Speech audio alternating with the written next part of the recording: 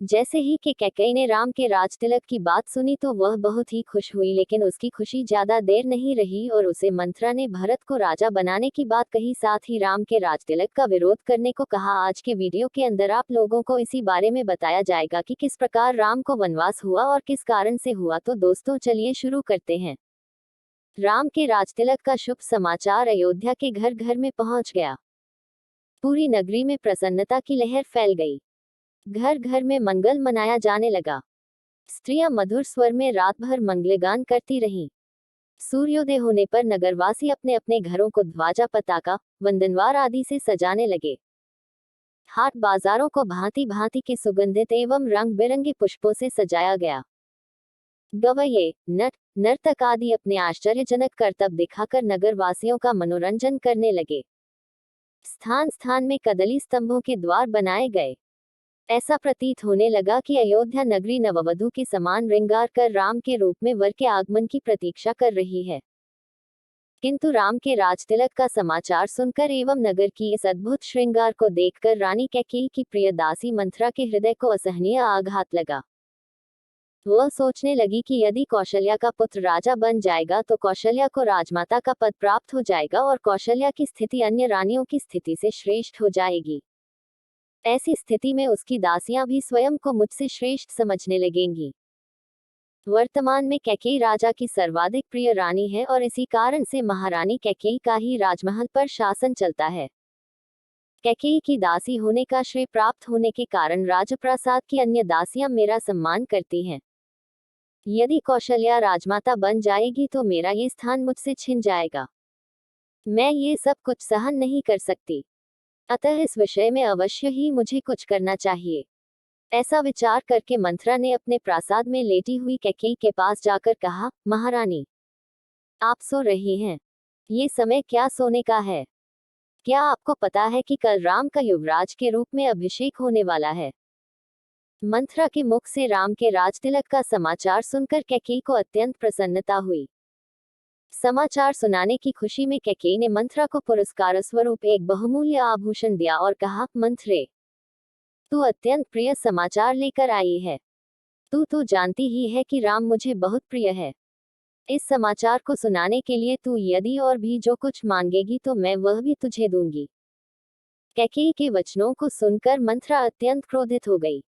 उसका का तन बदन जल भून गया। पुरस्कार में दिए गए आभूषण को फेंकते हुए वो बोली, महारानी, आप बहुत नासमझ हैं। स्मरण रखिए कि सौत का बेटा शत्रु के जैसा होता है। राम का अभिषेक होने पर कौशल्या को राजमाता का पद मिल जाएगा और आपकी पदवी उसकी दासी के जैसी हो जाएगी।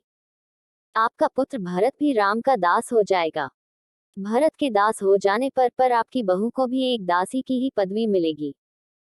ये सुनकर कैकेयी ने कहा, मंथरा, राम महाराज के ज्येष्ठ पुत्र हैं और प्रजा में अत्यंत लोकप्रिय हैं। अपने सद्गुणों के कारण वे सभी भाइयों से श्रेष्ठ भी हैं। राम और भरत भी एक दूसरे को भिन्न नहीं मानते क्योंकि उनके बीच अत्यधिक प्रेम है। राम अपने सभी भाइयों को अपने ही समान समझते हैं, इसलिए राम को राज्य मिलना भरत को राज्य मिलने के जैसा ही है।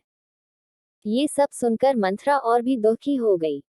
वह बोली, किंतु महारानी, आप यह नहीं समझ रही हैं कि राम के बाद राम के पुत्र को ही अयोध्या का राज सिंहासन प्राप्त होगा तथा भरत को राज परंपरा से अलग होना पड़ जाएगा। ये भी हो सकता है कि राज्य मिल जाने पर राम भरत को राज्य से निर्वासित कर दे या यमलोक ही भेज दे। अपने पुत्र के अनिष्ट की आशंका की बात सुनकर कैकेयी का हृदय विचलित हो उठा। उसने मंथरा से पूछा, ऐसी स्थिति में मुझे क्या करना चाहिए? मंथरा ने उत्तर दिया, आपको स्मरण होगा कि एक बार देवासुर संग्राम के समय महाराज दशरथ आपको साथ लेकर युद्ध में इंद्र की सहायता करने के लिए गए थे।